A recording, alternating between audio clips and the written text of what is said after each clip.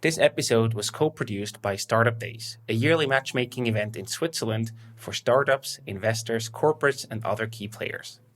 Check out startupdays.ch to learn more about this year's edition, taking place in Bern on May 25th. Again, that's startupdays.ch.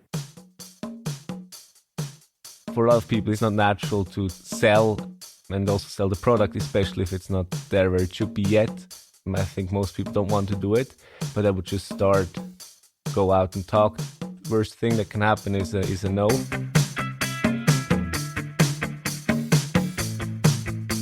Welcome to the Swisspreneur Show, a podcast about startup stories and learnings from experienced entrepreneurs. Here's your host, Sylvan.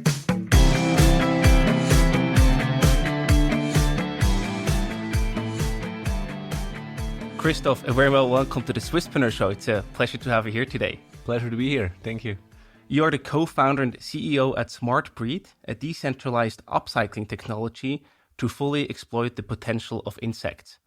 Of course, that's a very interesting story, but what we want to talk about today is the founder's knowledge, the topics that every founder here in Switzerland has on their mind day in, day out.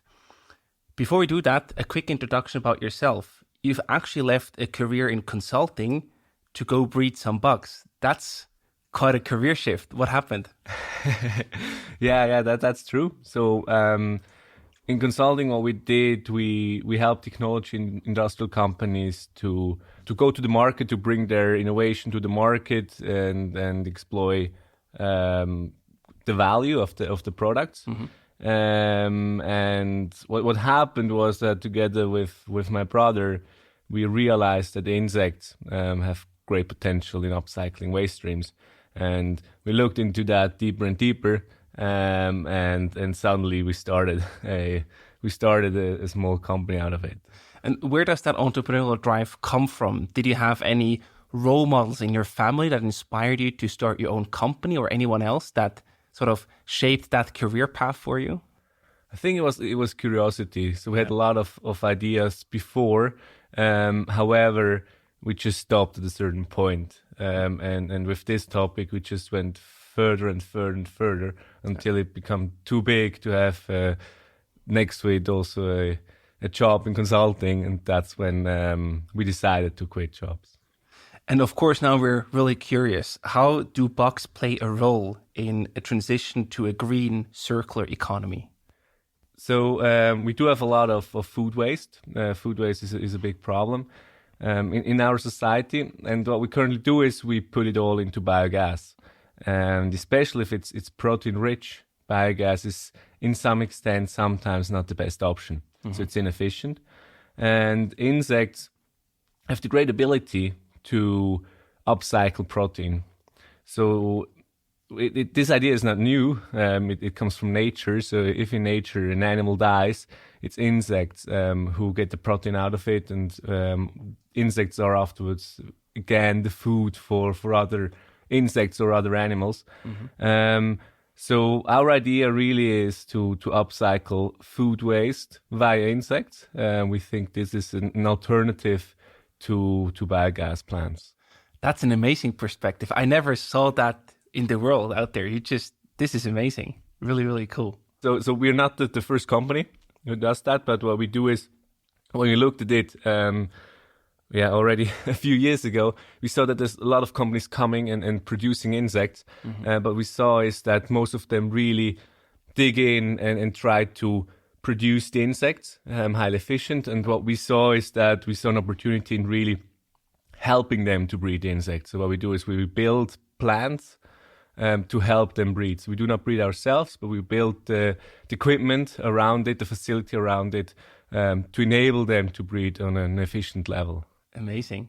I'm sure we could do just one podcast episode to talk about that journey.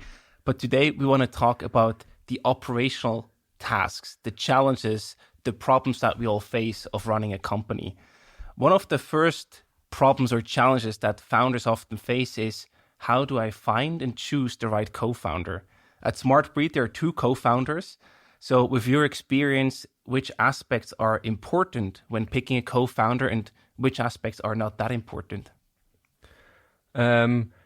for us, it was very natural because I found it together with Patrick, my brother. So it lies in the family, which was an asset and a very benefit. Which was great at that time. I think a co-founder is one of the most important things, and also one of the main reasons why a startup fails. In our case, we do have the big difficulty that we do have different topics in our process. So we do have a lot of engineering, we do have a lot of software skills, plus we also have it's an animal, so we do have also a lot of agricultural topics in that involved. The two of us, we come from different, very different areas. So I come from consulting, he comes from a law background, so nothing to do with insects. So what I believe is important is to be curious, to learn more and really see opportunities and dig into it. And the other thing is to have a sales perspective in terms of really go out and try to talk to people and try to really get to know skill sets, and also inspire other people to help. Yeah, I think that's the perfect job description for a founder, right? You have to be curious to be able to learn things that come your way fast. You might not be the best at them, but you have to get the job done, and you have to be able to sell and motivate people. Absolutely. Did you also, I know you come from the same family, but did you also purposefully talk about values, for example, where you say, hey, these are our core values that are important to us, or was that already there implicitly because you grew up together? I think it was already there, but of course we also have job description in place, and we have new tasks which we align with each other, and I think it's important to talk about this as well. It changes from time to time. I mean, the company changes direction sometimes, and then it's also skill sets which change because of interests, but also because just of strategic reasons. And how do you split the areas between the two of you? Do you sometimes work in the same areas where you have overlapping responsibilities? Or did you go for a very clear split where you said, you do this, I do that, and if you need help, we shout? We have both. We really have both. So I think in the important areas, we have overlaps. But there are topics which just one of us does out of time reasons. Of course, yeah. And I know you didn't do that. You didn't start as a solo founder, but thinking about that, do you think that you could have also pulled off a company, a startup on your own without having a co-founder? I think it's very difficult because you do have downturns and lack of motivation. And if you're alone, it's very hard to get up. So if it's two of you, you push twice as hard. And if one is down, the other pushes more, and you catch up again. So as a solo founder, I personally believe it would have been very, very hard. No, I fully agree with that statement. I think startup or entrepreneurship on its own is already super hard, super difficult. But if you then do that alone, it's like exponentially even more difficult. Absolutely, yeah. So I fully agree. And your brothers, of course, you might still have disagreements despite being brothers and coming from the same family. How do you prepare and also handle disagreement in case of your co-founder relationship? I think because we do have such a long history together, it's much more easy to go very direct and confront each other with arguments. So it's sometimes it's rough. We do have our opinions, but I mean at the end we go along with each other again. I think it's important to make fast decisions. So it's important to really bring up all the arguments, and in our case, this works perfectly. Yeah. And I know you found your co-founder in your family, so very close to you. But if someone is not that lucky to have a good brother or sister to start a company together, where would you recommend them to look and recruit for co-founders? I think it's first of all, the most important thing is to really have the motivation. So would search for people which share interests. Could be universities, could be impact hubs, or from the industry. And then also look at that the person is not very, very similar, not only in terms of education, but also in terms of thinking and so on. I believe that it's important to have co-founders who come from who see things in a different perspective. And yeah, I think most success is if you talk to more and more people. So really, I would encourage to really be open and shout out, also share ideas, and see who might be willing to tackle it. And I fully agree with what you said. I think I would also add one thing, to look for people who ideally you have some work history. That could even be group projects at the university, but maybe also from a previous job. In your case, consulting, for example, where I can work well with that person. I think that adds a lot of more stability to a potential co-founder relationship. Absolutely, yeah. I think stability is very important. Also to know how to work together in hard situations, because hard situations will come. 100%. Yeah. So now we talked about the co-founder relationship, but very early on, you often, of course, maybe even earlier than finding co-founders, you talk about the idea. So you have a very solid research-based idea behind your company, SmartBreed. Do you think that this plays heavily to its success, that this is a very important success factor, or can ideas also come from other areas outside of research? I think what is important is that there's a problem behind it. In our case, research-based is of course I think a good start, because it makes it a bit harder for competition to also come up. However, it also adds complexity to it. And often you also hear, execution is so much more important than the right idea. Would you agree with that statement? I definitely agree with that statement. So there's also a lot of ideas also now in our company, but the thing is, if it's an idea on a paper, it does not add any value. So it only adds value if it's executed and we have results. So I definitely believe that a good idea is important, but having the right team who can execute this is much more important. Yeah, both together then suddenly sort of lead that exponential growth of a company, I guess. Absolutely. When you have both. But of course, we all know execution is hard. It's difficult. It's a lot of work. So looking back to your journey, what execution mistakes have you and your peers made along the way that you would avoid nowadays?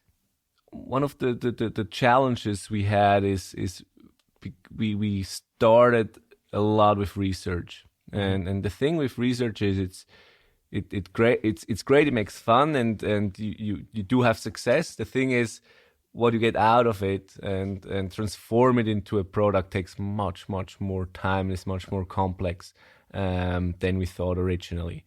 So, for example, taking it to insects. We know a lot about them.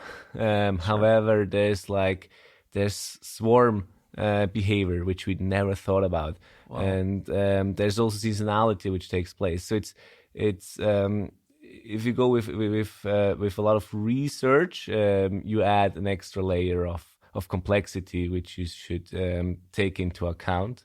So in terms of execution, I think it's important to really start and bring a product to the market very early on, get customer feedback very early on, and then build on that and include research afterwards. I think that's this importance that you said before, focusing on the problem, because we often hear in the podcast that people say, well, we have a great technology looking for a problem to solve.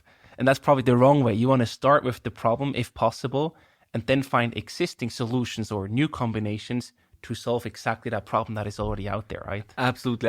That was also a big mistake I've seen in consulting. So I don't think this is only a problem of startups, but also of bigger corporations.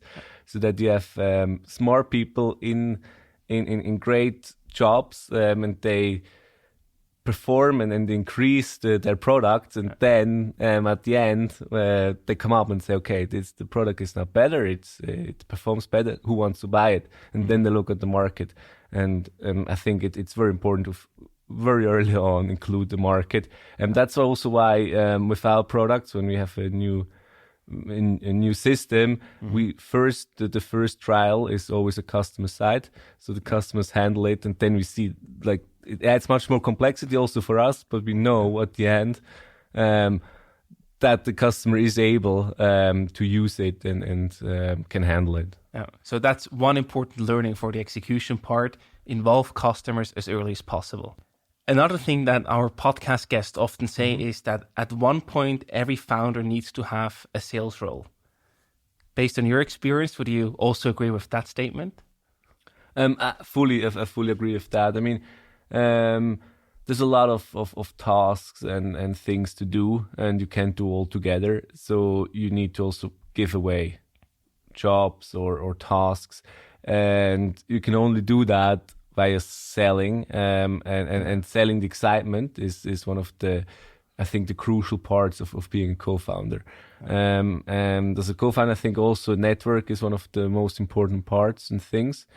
So being a salesperson makes it much more easier to go out to talk and just to share excitement with the others about the product, about the idea,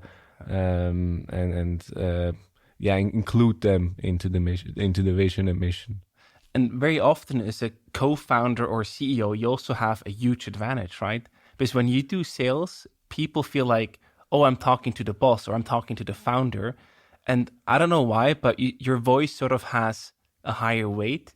So I think, I'm not sure if this is like statistically proven or anything, but I think you have a higher chance of closing a deal than also combining that with your enthusiasm and your fire for the company to make it successful. I think that's a huge asset that you should leverage as a company. Fully agree. I think it also opens much more doors. If you're a co-founder, people are much more willing to let you in and just start talking about it. Agree. But still many founders struggle. They say, I don't like sales. I'm not good at sales.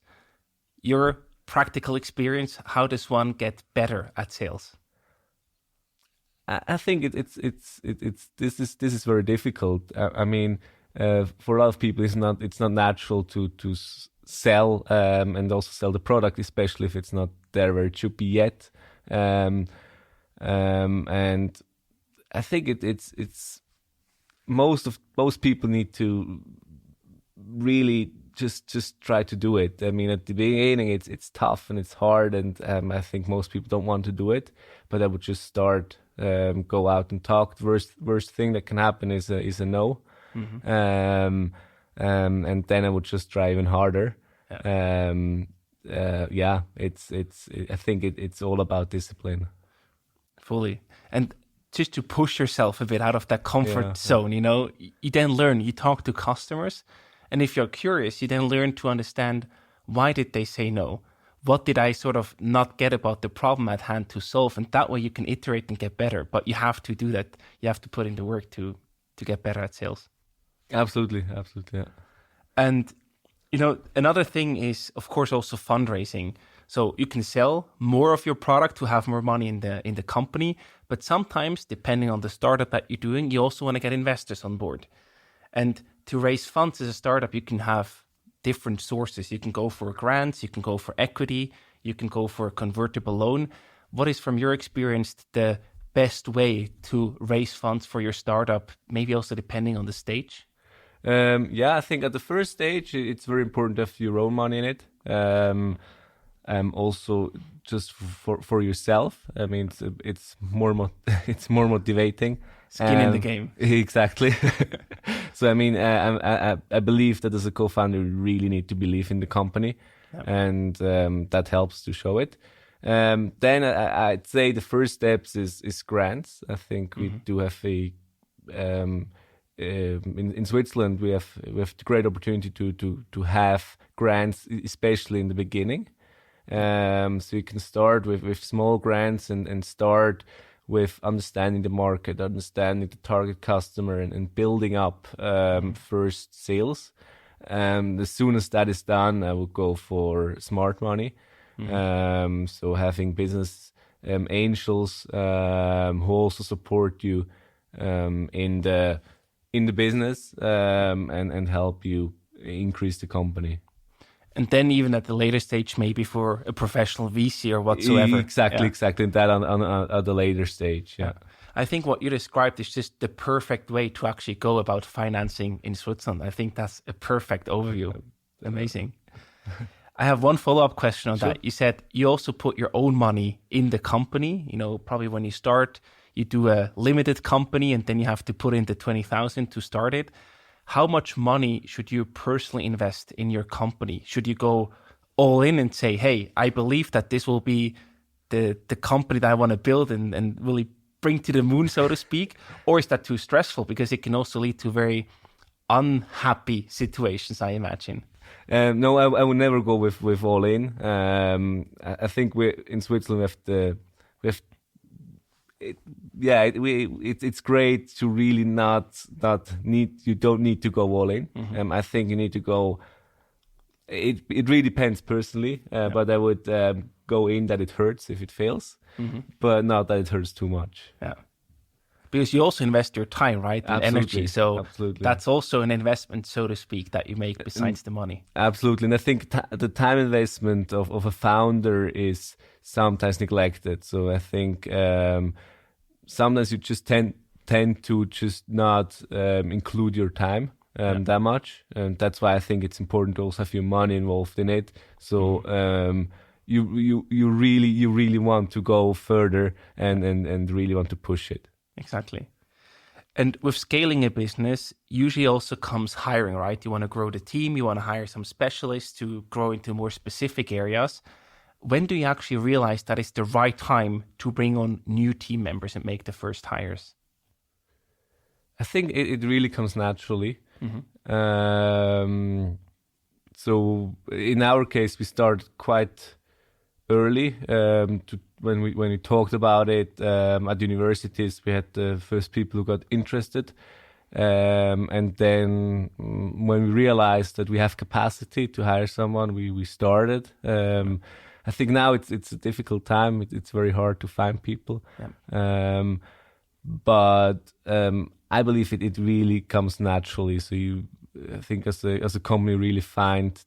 It comes now. It's a natural process when you realize, okay, now it's time to have a new hire. Yeah, I like that a lot because you really feel that as a founder. You know, you see, I just don't have enough time to do this, or there's really a lot of pressure in the company to get that done or to get someone in to fulfill that role. And I like that a lot. You feel when it's the time, and if you don't feel it, it's probably too early. Yeah, absolutely. Yeah, I love that. And when it comes to hiring, right, you then have this difficult decision. You probably get hundreds of messages on LinkedIn from recruiters to help you find tech talent whatsoever. At the same time, you as a founder, you're also very important to do the recruiting. What is your take on this? Should you outsource to hiring to get the best talent? Should you do it yourselves? How do you see that? For us, because we do have a strong relation to universities, we do it ourselves. To be honest, we haven't tried out external hires. But I think if you can't attract talents or don't have the channels at universities, I think you need to go to the second option. Right. And universities seem to work well for you as a recruiting channel. How do you build a strong position there? Is it through personal network, or do you do any events or special presence there to be, seen? It's a bit difficult. I think, especially during COVID, it was important just to be present online. So really go on the channels where you do have the people who are interested in entrepreneurship, who do have new ideas. And be present there, share information. We also sometimes do updates of our company, and just makes them see the progress. And sometimes they start from themselves and ask, okay, this sounds very good. Cool. Can I help? And I think that's where we get a lot of traction. And the other thing is, having the network. And know a few people and tell them, look, you also have some people, talk to them, maybe someone is interested. Yeah. And how do you then convince someone to join a startup? Because very often you cannot compete with the salaries that they pay, in big consulting firms or elsewhere. How do you convince the people to join your journey and your company? We also struggle with that. I mean, in our case, it's a bit difficult because you can either go to a drone or a virtual reality company or to a equipment building company for insects. I think this is a very hard one. What we do is we share our vision. We invite them to our company. We show them what we've done so far. We show them where we want to go to, and I believe people find it very inspiring. Also, really see the bigger picture and see where we come from and where we go to. So I would really go with that to really involve them also in the full picture. Mm-hmm. I like that because it sort of shows the importance of being aligned with the company vision and also your personal vision. So if you can bring those two together, it's really, really powerful that you can motivate people. Yeah. And with that, we bring in like sustainability, purpose, food security purpose. And this is where a lot of people can identify with and want to help. And then this is where we align, and then we show them how we're going to do it. Amazing. And, there's this old debate of what should you hire for, skills or culture fit? How do you see that? I'm not sure if I can give the right answer. Personally, I think skills is important. I mean, you learn a lot of new skills, especially in a startup. I personally believe that you never find someone with the exact right toolkit of skills to fulfill the job. However, you need to work with that person a lot together, and also the team. It's very important to have motivated people in the team, especially if you're a very small team, work together on a lot of pressure. So personally, I think cultural fit is a very, very important criteria. Yeah.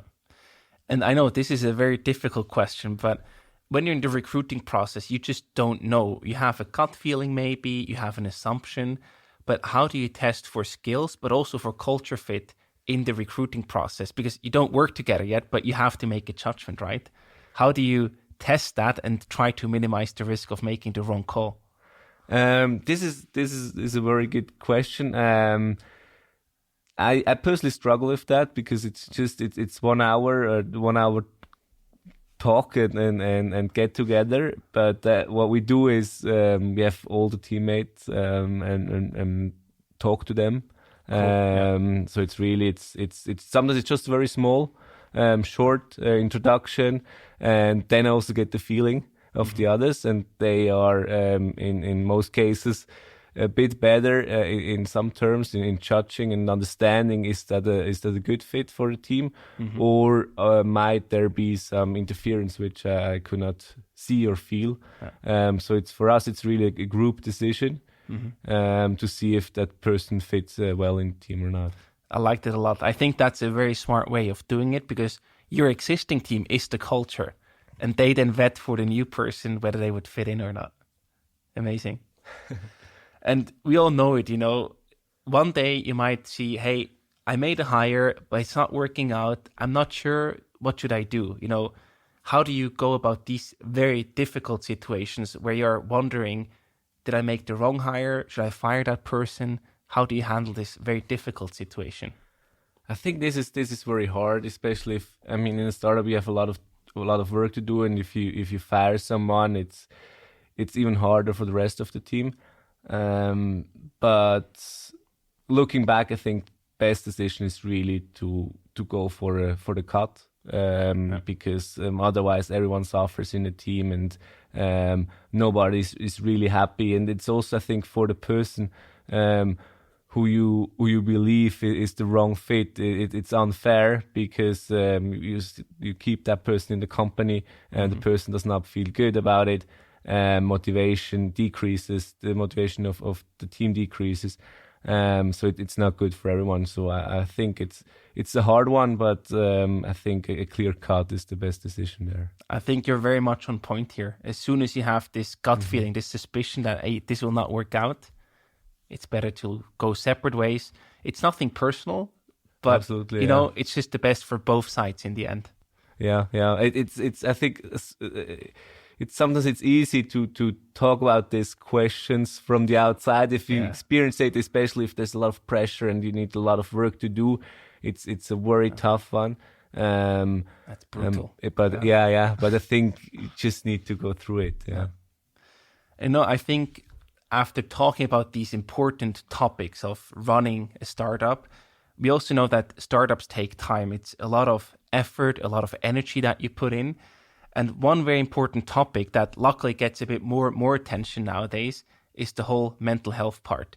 So how do you build a successful company as a founder while staying healthy mentally and physically? I think it's a long run. So I think as a founder, I think you learn it naturally that it's sometimes 80-20 approach. So you don't need to do everything perfectly. I mean, otherwise you would not sleep anymore. Yeah. So I think it's a decision you take to say, I do everything to a certain extent where I'm happy with myself and with the team. I think that's very important. The other thing is like really love what you do. I mean, if you love what you do, it's okay to also work extra hours, to sometimes work on the weekends. And I think these are the two most important aspects. Yeah, I very much on point here as well. Like, if you love what you do, it's so much easier to have much higher workloads and much more stress, because it's not throwing you off the track and you're not fighting a resistance where you think, oh, why do I have to do this? No, I want to do this because it's fun, because I like it. Huge difference. Yeah. And also gives you, I think, some mental calmness, that you're mentally healthy. Absolutely. Yeah. Do you pay any special attention to, I could think about diet, exercise, or sleep, for example? Is there anything that is especially important to you that you pay extra attention to not forget about it? I think it's a personal network, the time with friends. I think especially when I started, the first year was extremely hard, and this is something I neglected a bit because it's easiest to skip these appointments. Now I make sure that they are in my calendar and that they are blocked. Also, I think exercise, like sport, I think everyone needs to have, in some way, some extent, something else, which just gives him energy. And in my case, this is a bit exercise and also hobbies. And I think it's very important to still have them and keep them. 100%. Now, if you reach a conclusion, whether you're successful or not, founding a startup is certainly a hell of a ride. From your perspective so far, what makes it worthwhile? Why should we have and start a company? I think it's first of all, it's really exciting. So it's a lot of different topics coming together, so it's really from A to Z everything. Every day is different. It's a lot of responsibility, but also a lot of self-motivation and a lot of self-learning. So it's very exciting. But of course, I don't think it's for everyone. If you look back, you said the first year was really hard when you started out. If you look back and you now know what you know now, it was super hard, a lot of effort, energy, etc. Would you still have started a company if you knew that it was that hard? Yeah, I would have still started, probably do some things different, but I think that's natural. Sure. But yeah, I would still have started because I still really like what we do, and it gets from day to day more interesting. Amazing. So you're really in that sweet spot of enjoying what you do. Yeah, luckily, yeah. Wonderful. We have some rapid fire questions for you. I give you quick options to choose from, and you have to answer in one sentence. You ready? Yeah, I'm ready, yeah. Bootstrapping or VC money? Bootstrapping, especially at the beginning. Yeah. Lake or mountains? Lakes, I really enjoy the sea and the water. Amazing. When things get hard, what do you tell yourself? Times get easy again soon. Exactly. Coffee or tea? Coffee. I really like caffeine. Perfect. Tell us one thing about the SmartBreed team that makes you happy or also proud. I think the excitement for the bigger picture and to change something. Yeah. And the last one, are you more of a morning person or a night owl? More of a night owl. Perfect. Christoph, thank you so much for joining us on the show. We wish you all the best and lots of success. And it's been a pleasure talking to you today. It's been a pleasure. Thank you for having me.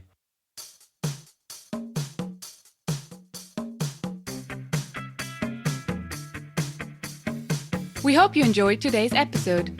If you did, you can support us by rating our show on Apple Podcasts. This way, we can reach an ever-growing number of aspiring entrepreneurs.